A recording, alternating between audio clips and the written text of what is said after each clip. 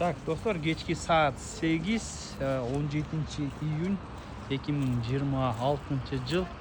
Олокон турак чайында жумуш аяктады десек, эрки жумуштар жүрүп жатат. Бул жакта сварка жумуштар, отделка жумуштар, кладка жумуштары дагы деле жүрүп аткан кези. Олокон турак чайынан үй алгандар, мына үйүңүздөр ушундай болуп жак тарапта фасадтары, отделка жумуштары жүрүп жаткан кези.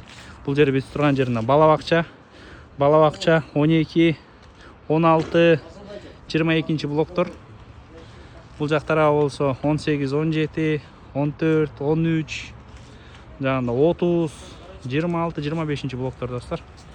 Ушундай болуп сонун абалда курулуп атат.